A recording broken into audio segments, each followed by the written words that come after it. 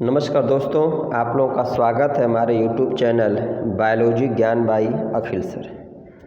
आज हम लोग BSc 6 सेमेस्टर बॉटनी के एक छोटे से टॉपिक के बारे में जानेंगे। ये टॉपिक एग्ज़ाम के दृष्टि से अति महत्वपूर्ण है। लगभग हर साल विद्यापीठ यूनिवर्सिटी में, महात्मा गांधी काशी विद्यापीठ वाराणसी, पूर्वांचल विश्वविद्यालय, आजमगढ़ राजकीय विश्वविद्यालय, इसके अलावा जितने स्टेट यूनिवर्सिटी हैं लगभग सब में 5 नंबर का क्वेश्चन ये पूछता है और बहुत छोटा टॉपिक, बहुत इम्पॉर्टेंट है। अब ये टॉपिक कहाँ पे मिलेगा? तो बॉटनी जो छठा सेमेस्टर है जो BSc का, उसमें जो सेकेंड पेपर है उसमें फॉर्मेशन ऑफ सॉयल है, उसके अंतर्गत आएगा। इस टॉपिक में हम लोग जानेंगे कि ह्यूमस क्या है, ह्यूमस का शाब्दिक अर्थ क्या होता है, ह्यूमस फॉर्मेशन की प्रक्रिया को क्या बोलते हैं, ह्यूमस में कौन कौन से एलिमेंट या कौन कौन से ऑर्गेनिक कंपोनेंट होते हैं, ह्यूमस का प्रमुख फंक्शन या रोल क्या होता है, और ऐसे कौन कौन से कारक हैं जो ह्यूमस फॉर्मेशन की प्रक्रिया को अफेक्ट करते हैं या उसको जो कि प्रभावित करते हैं। देखिए, ह्यूमस के पहले हम लोग थोड़ा सा सॉइल के बारे में जानते हैं। तो सॉइल क्या है कि जो पृथ्वी का या अर्थ का जो अपरमोस्ट जो टॉप सॉइल है, जिसके अंदर फर्टिलिटी मौजूद होती है, उसे हम क्या बोलते हैं? सॉइल बोलते हैं। सॉइल का अध्ययन हम लोग सॉइल साइंस कहते हैं या पीडोलॉजी बोलते हैं, ठीक है, या इडेफोलॉजी या पीडोलॉजी या फिर सॉइल साइंस। इसके अंतर्गत हम लोग सॉइल के तमाम सारे गुणधर्म के बारे में जानते हैं या जो कि पढ़ते हैं। और जब हम लोग सॉइल के कंपोनेंट के बारे में पढ़ेंगे तो उसी के अंतर्गत एक छोटा सा टॉपिक आता है ह्यूमस। तो ह्यूमस है क्या?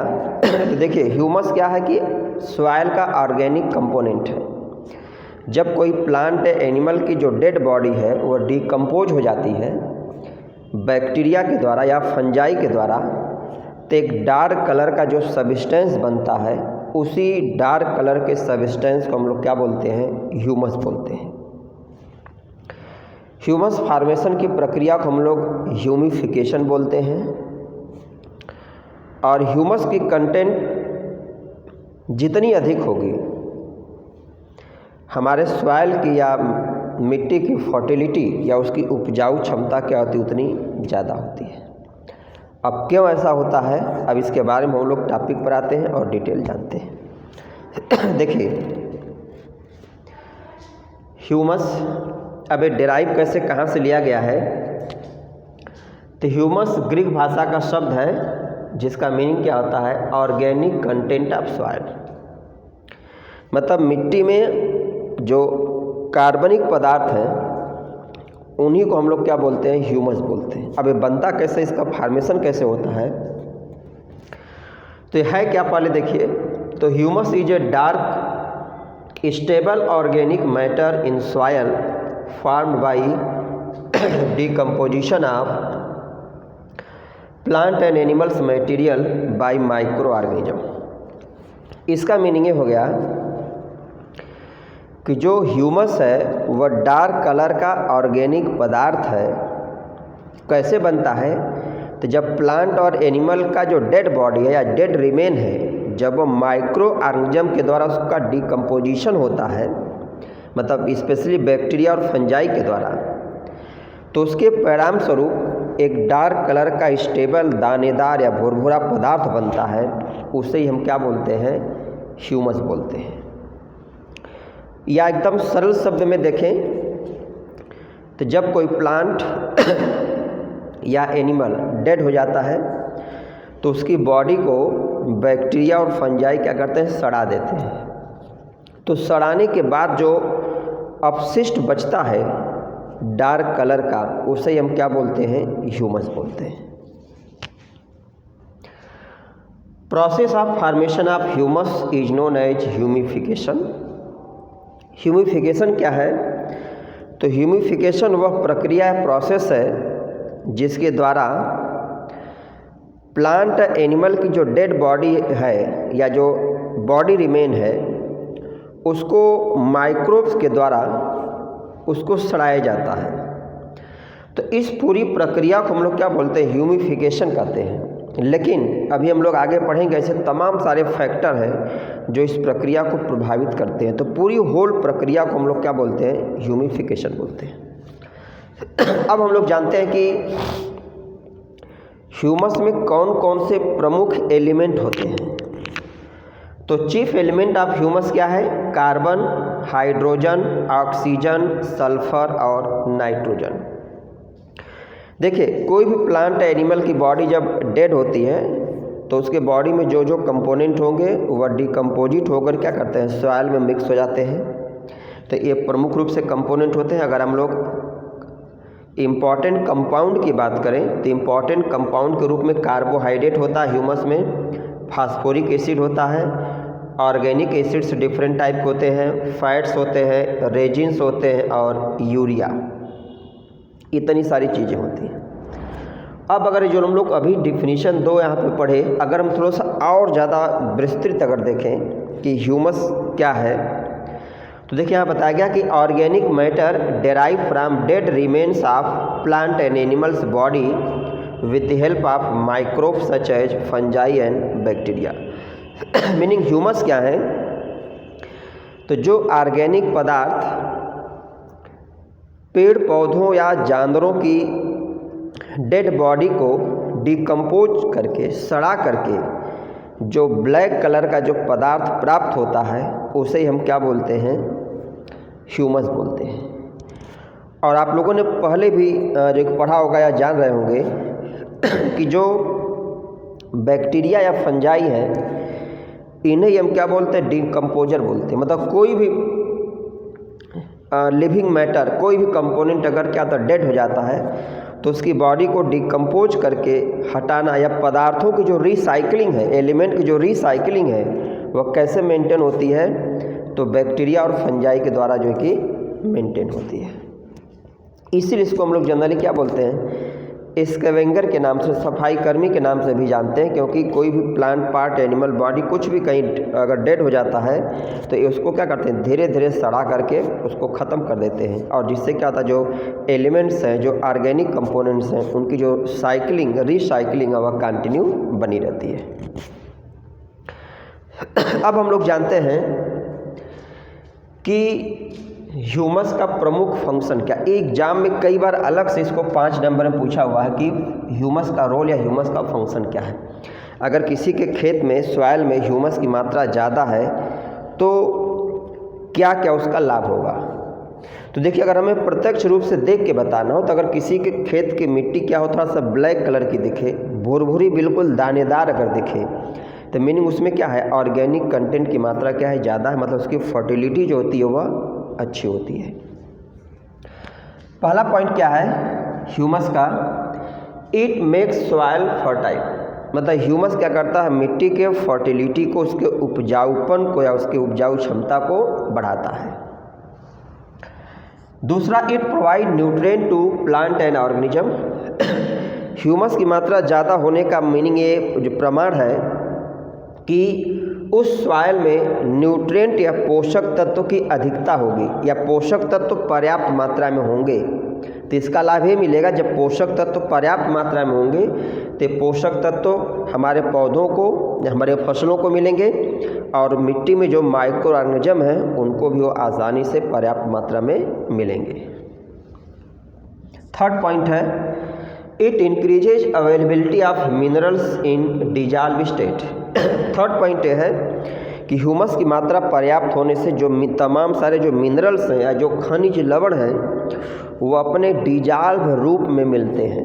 तो अब प्रश्न है कि डिजॉल्व रूप में मिलने से क्या लाभ है? तो कोई भी मिनरल जब अपने डिजॉल्व स्टेट में होता है तो पौधे उसको आसानी से क्या करते हैं? एब्जॉर्ब कर लेते हैं और उसका उपयोग अपने फिजिकल ग्रोथ में क्या करते हैं? यूज करते हैं। नेक्स्ट पॉइंट है it is porous, provide water retaining capacity of soil. Meaning क्या गया, ह्यूमस की मात्रा ज़्यादा होने से मिट्टी हमारी जो होती है भुरभुरी दानेदार होती है, पोरस छिद्रित होती है।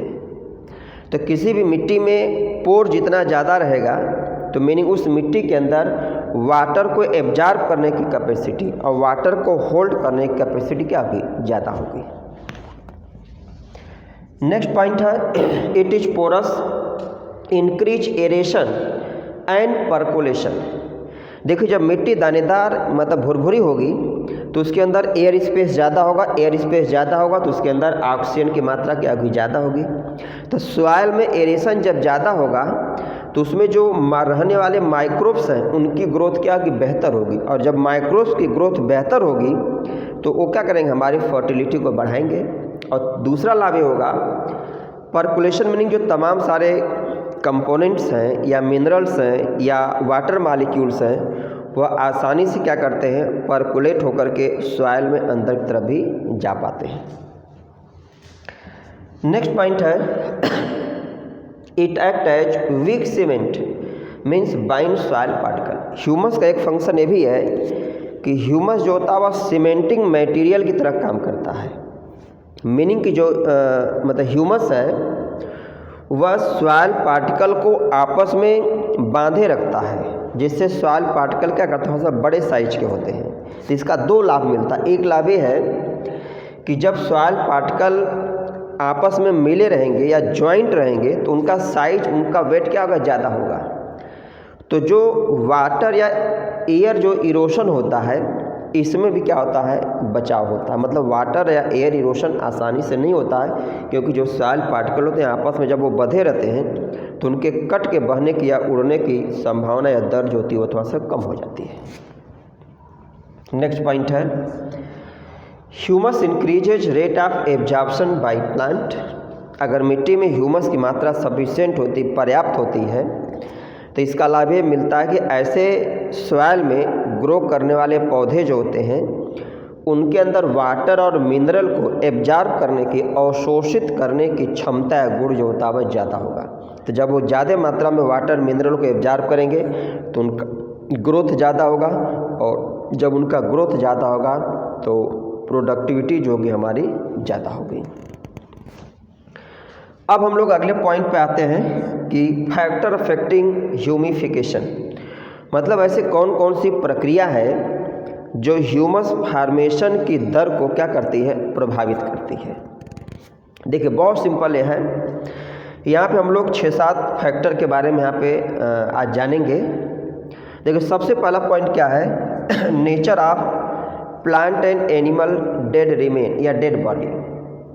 सबसे महत्वपूर्ण फैक्टर ये है कि जो प्लांट एनिमल की जो डेड बॉडी, डेड रिमेन है उसमें अगर ऐसे पदार्थों की अधिकता है जो बहुत हार्ड या कठोर होते हैं तो मीनिंग क्या हो गया, उनका डिकम्पोजिशन में क्या करेगा, ज़्यादा टाइम लगेगा। जैसे अगर प्लांट मटेरियल है उसमें अगर लिग्निन की मात्रा क्या है, ज़्यादा है, लिग्निन सुबेरिन की मात्रा ज़्यादा है तो इनको डिकम्पोजिट करने में, डिकम्पोज करने में टाइम लगता है। तो मतलब ह्यूमिफिकेशन की प्रक्रिया क्या होती है, लेट होती है, मतलब उसमें ज़्यादा टाइम लगता है।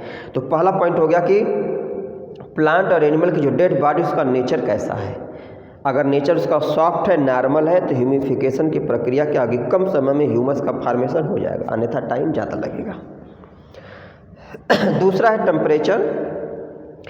देखिए अगर सामान्यतः अगर हम लोग देखें तो टेम्परेचर औसत से अगर थोड़ा सा ज़्यादा रहता है, एवरेज से थोड़ा सा ज़्यादा रहता है तो एवरेज से थोड़े से अधिक टेम्परेचर पर ह्यूमिफिकेशन की प्रक्रिया जो होती है वह फास्टर होती है। तो अगर टेम्परेचर एवरेज से थोड़ा सा ज़्यादा है तो ह्यूमिफिकेशन क्या होगा, नॉर्मली होगा या जल्दी होगा। अगर टेम्परेचर एवरेज से बहुत ज़्यादा है या एवरेज से बहुत कम है तो दोनों कंडीशन में क्या होगा, ह्यूमिफिकेशन की प्रक्रिया जो होगी वह कम होगी। थर्ड पॉइंट है मॉइस्चर कंटेंट। ये बहुत इंपॉर्टेंट पॉइंट है।